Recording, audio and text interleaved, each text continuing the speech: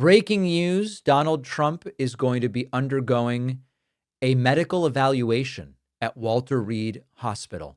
Now, some of the details are really important here, and the context in which this is happening is absolutely critical. The White House is saying that this is Donald Trump's routine yearly checkup.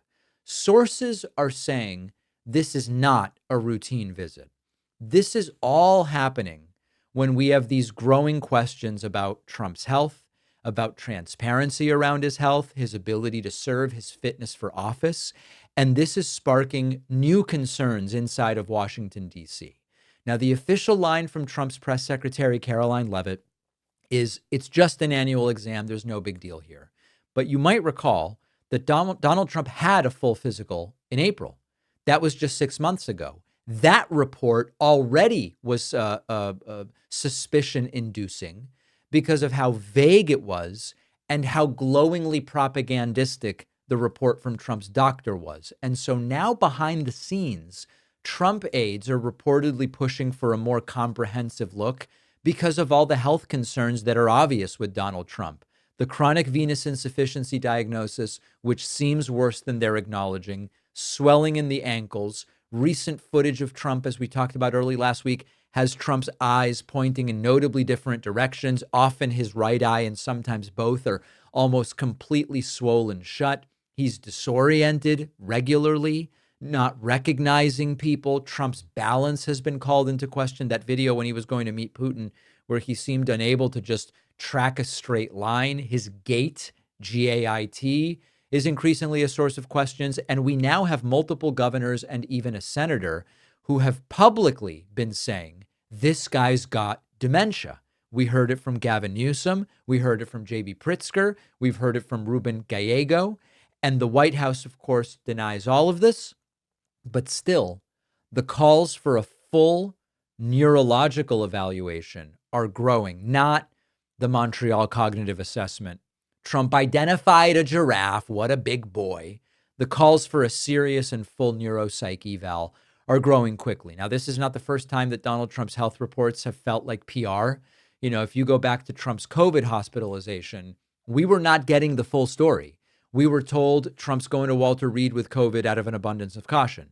The truth is he was going to Walter Reed because he was advised by doctors, you're getting worse so quickly. If you don't go now, we might have to bring you there on a stretcher. It'd be better from a public relations perspective if you were able to go there under your own power. After he was in the hospital for several days, reporters asked, is he on oxygen? Was he on oxygen? And doctors said, we're looking forward, he's not on oxygen now, without really dealing with the substantive question, did he need oxygen at any point in time? The physicals talk about Trump's golfing and all of this other crap. It's all propaganda. And even right now, we are still getting reports about Trump's health that make it sound like he's some kind of athlete in his prime when he's obese, eats a terrible diet, and doesn't exercise. So we have Trump now at 79, close to 80, the oldest person ever to take office as president of the United States. He's fatigued. He's confused. Every single little thing with Joe Biden was the subject of 24 hours of Fox News coverage, and they are silent about Donald Trump. So there's already talk in Washington about trying to get greater transparency, proper medical releases, independent panels, cognitive testing. It's not happening, though. We've had a decade of vague updates, evasive briefings, and propaganda documents about Donald Trump's health. So Trump is heading to Walter Reed tomorrow.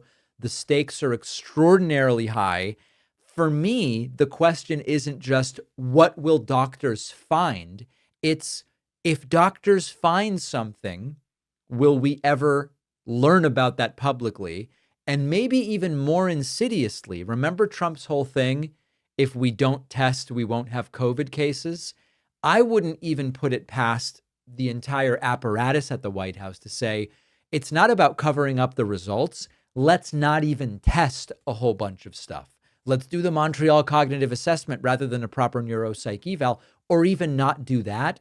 Why would we suspect that that's what's going on? Because that's what's been going on for a decade. You know, for a long time, my phone setup was very chaotic. I had an old case. It chipped after one fall, a giant power bank with cords. I couldn't find the right one. Ridge has fixed all of it. Now, you might know about Ridge wallets already. I've been using them for years, since long before they became a sponsor. Ridge has an innovative new power bank. It's slim. It's actually designed to make your life easier, holds enough for 3 full phone charges, and has built-in Lightning and USB-C cables. You're never hunting around. It also has MagSafe wireless charging, even a kickstand, so you can prop your phone up while it charges. 1 thing to carry, 5 ways to charge. And the Ridge iPhone 17 case, slim but strong, engineered for 8-foot drop protection, raised edges to guard the screen and the camera, works seamlessly with MagSafe accessories. This is protection that actually feels good to use. Get 10% off Ridge power banks and iPhone cases now at ridge.com/Pakman. The link is in the description.